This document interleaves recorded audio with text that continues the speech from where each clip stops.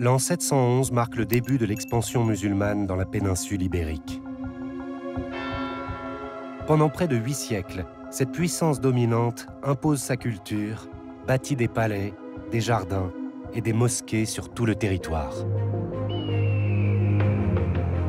Face à ces conquérants venus du sud, les royaumes chrétiens organisent la résistance.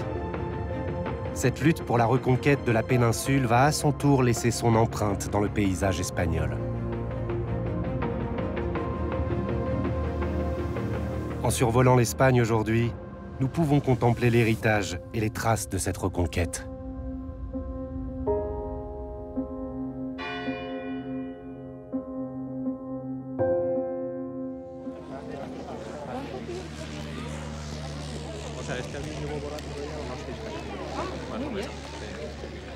L'historienne Maria Lara est spécialiste de l'Espagne médiévale.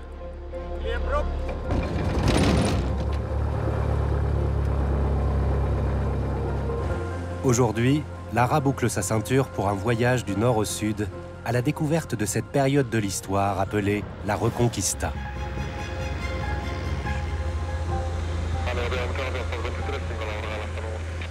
« 23,5, très bien, à tout à l'heure. »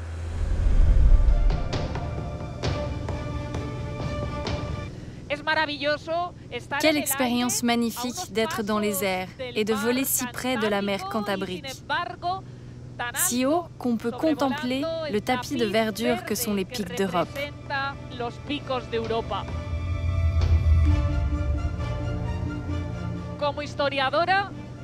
En tant qu'historienne, c'est merveilleux de contempler ces paysages historiques qui ont marqué le début de l'histoire de la Reconquête, avec les escarmouches et les grandes batailles. Et tant de personnages qui ont fait naître ce qui aujourd'hui est l'Espagne.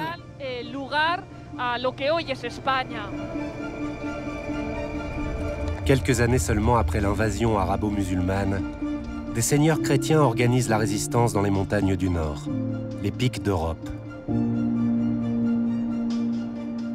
Ils placent à leur tête un jeune seigneur des Asturies, Don Pelayo.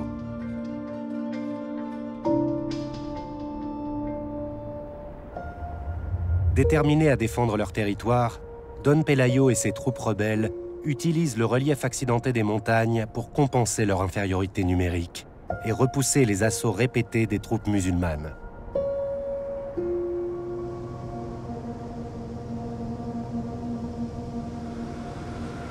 Tiens, regarde, là-bas il y a un lac. C'est un des lacs de Covadonga. Oui, un des trois. Ces lacs de montagne, bien connus pour être le décor d'une des étapes les plus difficiles du Tour d'Espagne, vont en mai 722 être le théâtre d'une victoire chrétienne considérée comme le point de départ de la Reconquête. La bataille de Covadonga.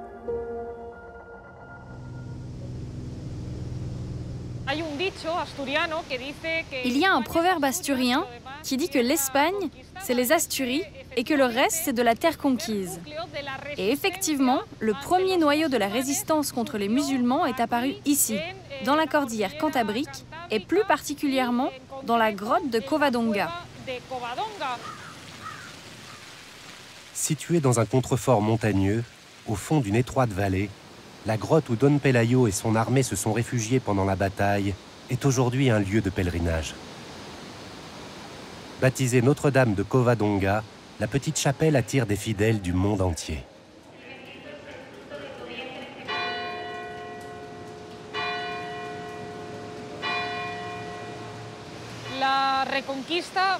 La Reconquête était une croisade menée sur le sol espagnol pour lutter contre l'infidèle, comme on l'appelait à l'époque, pour repousser les frontières d'Al-Andalus.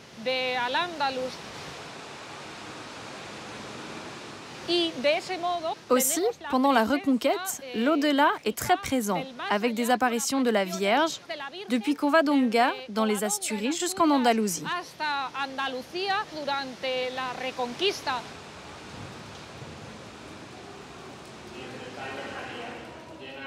Selon la chronique chrétienne, l'intervention miraculeuse de la Vierge a été déterminante. Il a été dit que Don Pelayo, lors de la bataille de Covadonga, le 28 mai 722, s'est réfugié dans cette grotte avec les troupes chrétiennes qui avaient réussi à se rassembler et qu'il sortait des murs une sorte de miel qui leur a permis de se nourrir.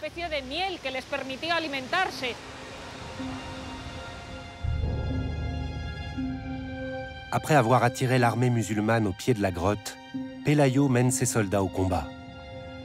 Dans cette vallée exiguë, il piège les troupes ennemies qui seront décimées au cours de leur retraite. Un héros est né. Don Pelayo est le roi d'un nouveau royaume chrétien, les Asturies.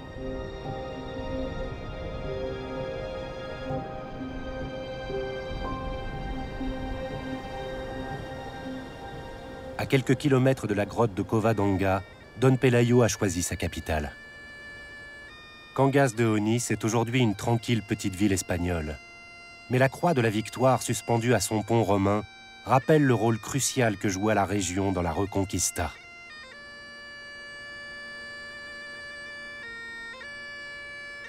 Don Pelayo et ses successeurs vont repousser les frontières de la monarchie jusqu'à englober toute la partie nord-ouest de la péninsule.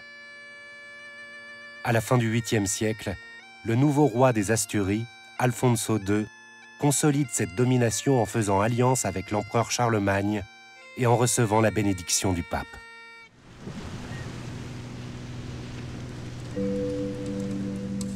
En 813, la dépouille de Saint Jacques, l'un des apôtres majeurs de la chrétienté, aurait été retrouvée dans ces bois bordant la côte ouest de la Galice.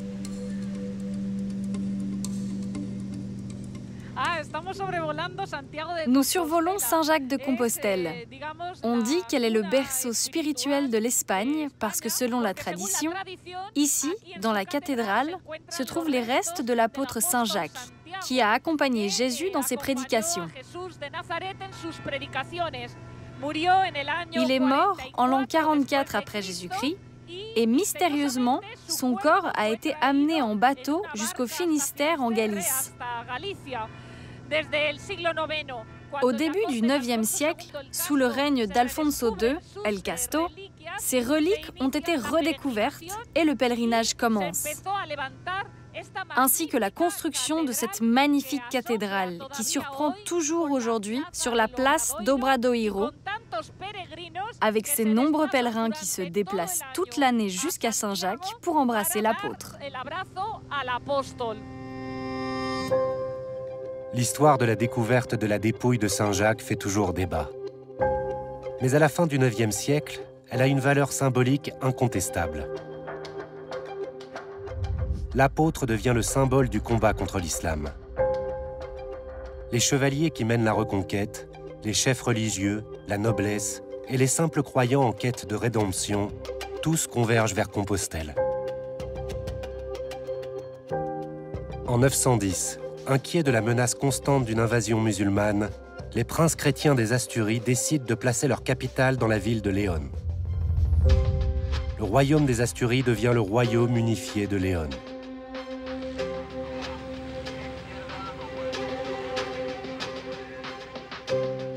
Le nouveau souverain chrétien, Ramiro II, surnommé le Diable par les troupes musulmanes, reprend de nombreux territoires vers le sud. En réponse, les musulmans érigent des systèmes défensifs le long de la rivière Duero, véritable frontière naturelle contre les chrétiens.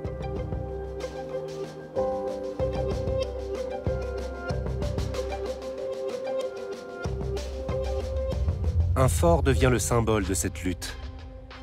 La plus grande citadelle d'Europe toujours visible aujourd'hui, le château de Gormas.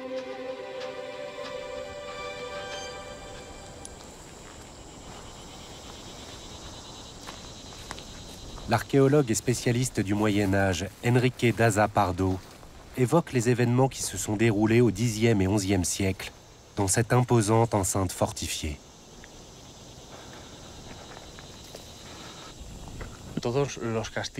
Toutes les forteresses ont un côté très romantique. Les ruines ont toujours eu une allure solitaire. 「 solitaire. 「 solitaire. 」 « solitaire. 」 « solitaire. 」 « solitaire. 」 « solitaire. 」 « solitaire. 」 « solitaire. » « solitaire. » « solitaire. » « solitaire. » « solitaire. » Aujourd'hui, on voit des murs plus ou moins écroulés sur une colline où personne n'habite. C'est le contraire de ce qui s'est passé avec ce bâtiment au Moyen Âge. Depuis l'âge de bronze, les populations locales ont toujours tiré profit de cette position stratégique. Au milieu du Xe siècle, les musulmans décident de renforcer les structures défensives de la citadelle existante. Dressée sur près de 400 mètres de longueur et d'une largeur allant jusqu'à 40 mètres, les 28 tours de la forteresse de Gormas sont le poste de guet idéal pour repousser les attaques chrétiennes.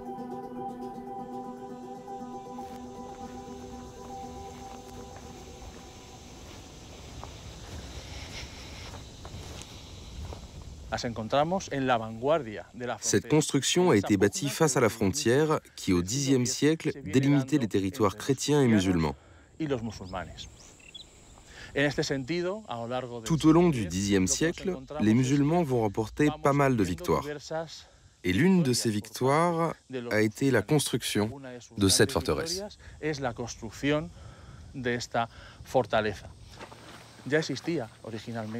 Il existait déjà un château à cet emplacement, mais en l'an 965 a été ajoutée au château de Gormaz cette muraille en pierre. Aussi a été construite cette magnifique porte de style califal. Il faut l'imaginer peinte en blanc et en rouge, comme dans la mosquée de Cordoue.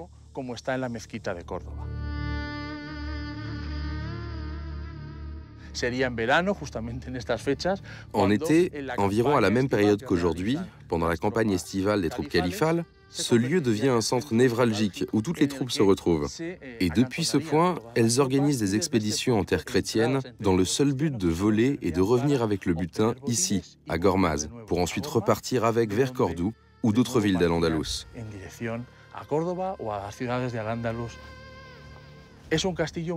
Il s'agit d'un château très convoité, qui va être conquis et perdu à plusieurs reprises par les musulmans et les chrétiens. Le château est passé de main en main une centaine de fois. C'est à partir de l'an 1060 que Gormaz va définitivement appartenir au royaume de Castille. Gormaz n'est pas le seul site militaire stratégique au bord du Duero. Pour protéger leurs rives du fleuve, les armées chrétiennes bâtissent un ensemble de forteresses. En volant vers le sud, nous repérons un des plus importants châteaux défensifs de l'époque, à 80 km de l'actuelle frontière entre l'Espagne et le Portugal, Zamora.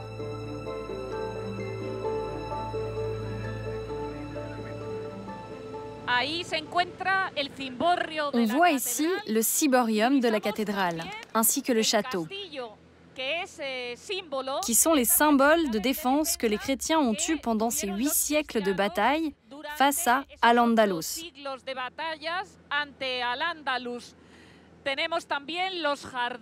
On voit aussi les jardins, et on trouve beaucoup de pierres qui sont le témoignage de l'histoire et l'évocation de Don Rodrigo Díaz de Vivar, le Cid, le meilleur chevalier de la Reconquête, qui a été nommé chevalier précisément ici, à Zamora, en 1060. Bâtie sur un plateau rocheux, cette majestueuse citadelle jouit d'un emplacement parfait pour repousser les assauts musulmans venus du sud. Elle joue aussi un rôle majeur dans la résolution du conflit entre le royaume de Léon et son voisin de plus en plus indépendant sur le front Est, le comté de Portugal. Zamora est aussi importante dans l'histoire du Portugal parce que le traité de Zamora y a été signé. Et cela a marqué la division entre le royaume du Portugal d'un côté et celui de la couronne de Castille et de Léon de l'autre.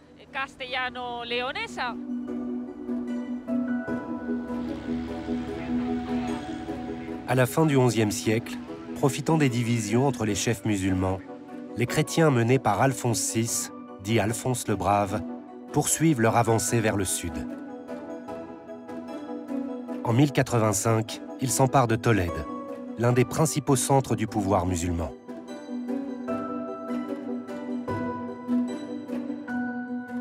Pour accroître leur mainmise sur ce territoire, les chrétiens érigent de nouvelles forteresses, et lancent une campagne pour repeupler les terres nouvellement reconquises.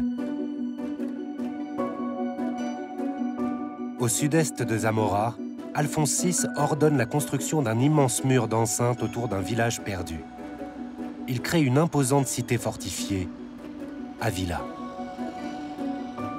D'une hauteur de 12 mètres, les murs d'Avila sont sans conteste moins élaborés que les cathédrales gothiques de la même époque, mais tout aussi démesurés. Pour ériger cette muraille gigantesque, les chefs chrétiens ont besoin d'une importante main-d'œuvre. La présence dans la ville de nombreux prisonniers musulmans d'origine andalouse a rendu inévitable leur collaboration à la construction de la muraille. Nous pouvons le remarquer aujourd'hui dans les finitions des fortifications avec des merlons en forme pointue. C'est une caractéristique spécifique aux constructions défensives andalouses. Le géographe et historien Serafín de Tapia Sánchez a consacré sa carrière à étudier l'influence qu'ont exercé les minorités religieuses et sociales pendant la Reconquista. Évidemment, la reconquête ne se concrétise pas seulement par l'occupation militaire d'un espace ou d'une ville. Une fois le terrain conquis, il fallait des personnes pour travailler et l'entretenir. Les personnes qui arrivaient ici venaient du nord, car le sud était musulman.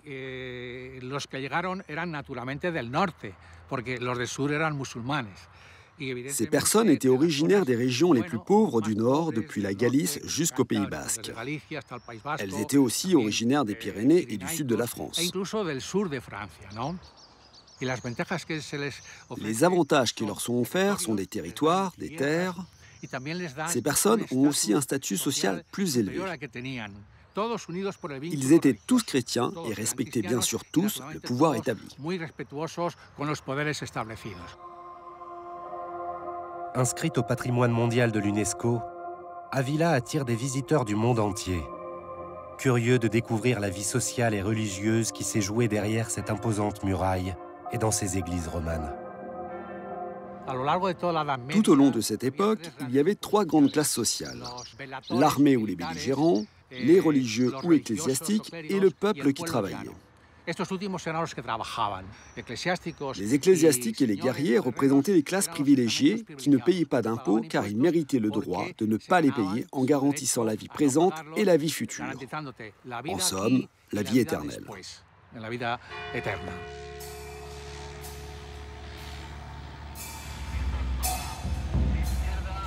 Au début du XIIe siècle, Avila vit un âge d'or. Mais hors de ses murs, les tensions se cristallisent.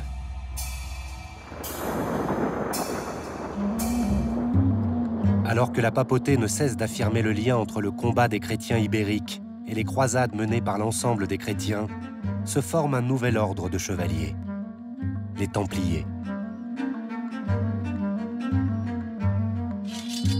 À l'origine, cet ordre militaire et religieux protégeait les voyageurs européens se rendant en Terre Sainte. Mais ils vont mener des opérations dans toute la péninsule ibérique et devenir les principaux acteurs de la reconquête. À la fin du XIIe siècle, un sentiment croissant d'unité règne parmi les rois chrétiens, et les royaumes s'étendent progressivement. Au centre de ce territoire, on érige de nombreux châteaux fortifiés, les Castillos, qui donneront son nom à la Castille. En récompense de leur dévouement, les rois chrétiens offrent aux Templiers l'imposant château de Ponferrada, dans le nord-ouest de l'Espagne.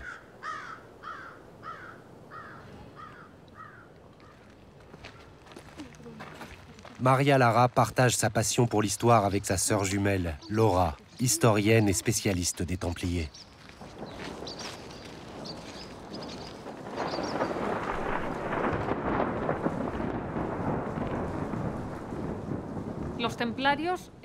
Les Templiers étaient des moines soldats, 100% moines, 100% soldats. C'est-à-dire qu'ils avaient fait les trois vœux, la pauvreté, la chasteté et l'obéissance. Mais ils étaient aussi des guerriers. Les Templiers assureront la sauvegarde de l'intégrité chrétienne contre les attaques des musulmans qui veulent récupérer à nouveau les territoires du Nord. C'est-à-dire que la fonction du château de Ponferrada, associée aux Templiers, était exclusivement guerrière, militaire.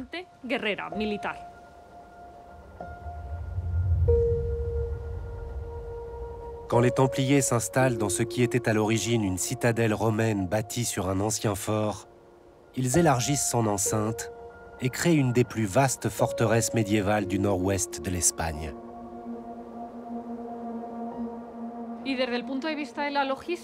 Les Templiers étaient de grands spécialistes de la logistique, car dans ces commanderies, ils tenaient à la disposition des voyageurs des chevaux de rechange, qu'ils offraient comme moyen de locomotion à des fins militaires ou pour un voyage spirituel à Saint-Jacques-de-Compostelle.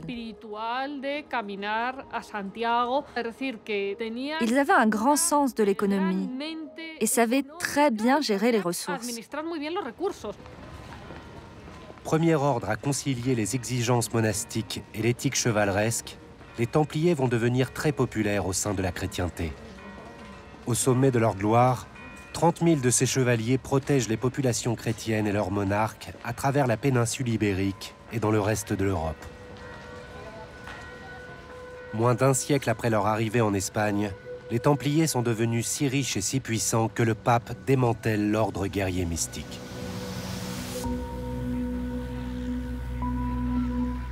En 1212, les armées chrétiennes de Castille, d'Aragon et de Navarre s'unissent et ouvrent une brèche vers l'Andalousie. Les musulmans sont pris par surprise et vaincus à la bataille de Las Navas de Tolosa.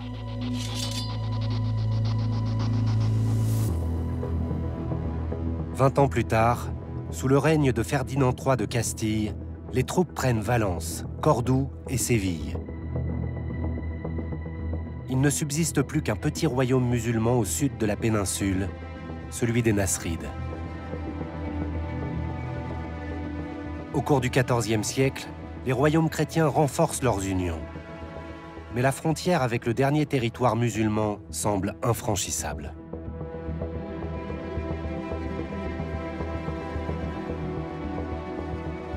Une ancienne forteresse musulmane posée sur cette frontière devient la pièce maîtresse des ambitions chrétiennes sur cette ultime enclave musulmane, le château de Lorca.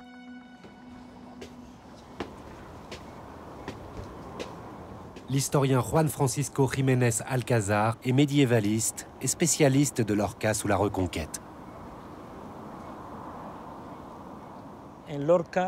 Lorca se situe à la confluence de deux routes. L'une venait du royaume de Grenade, qui est à l'ouest, et l'autre venait d'Almeria, située plus au sud. Les plaines du nord et du sud se rencontrent au pied du château de Lorca, qui devient en quelque sorte la clé qui ouvre et qui ferme l'accès à ces routes. Le château de Lorca est une pièce militaire fondamentale pour préserver la frontière entre la Castille et Grenade.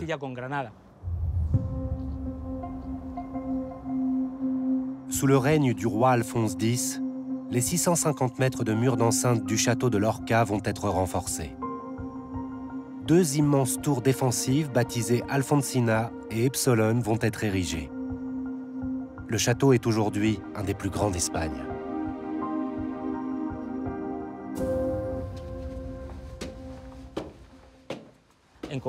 Dans la tour vivait le gouverneur de la ville, sa famille et les soldats de la garnison. Dans cet espace unique, il dressait une table pour les repas, puis l'enlevait pour dormir par terre avec leurs chiens. Le concept d'intimité que nous connaissons de nos jours n'existait pas au Moyen Âge.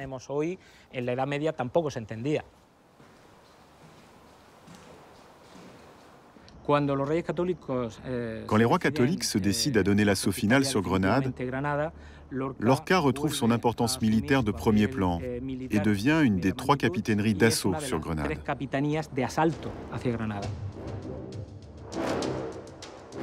250 ans après leur arrivée à Lorca, en octobre 1469, Isabelle de Castille épouse Ferdinand II d'Aragon, scellant ainsi la plus puissante alliance de royaumes chrétiens qui ait jamais régné sur la péninsule ibérique.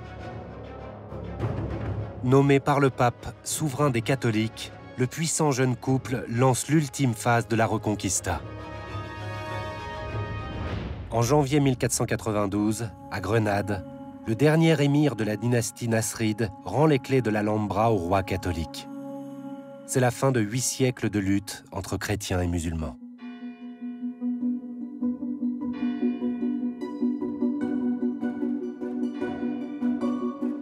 Galvanisé par cette victoire, le roi et la reine catholique financent l'aventure d'un ambitieux marin génois, Christophe Colomb, dont le voyage changera à jamais la face de l'Espagne et celle du monde.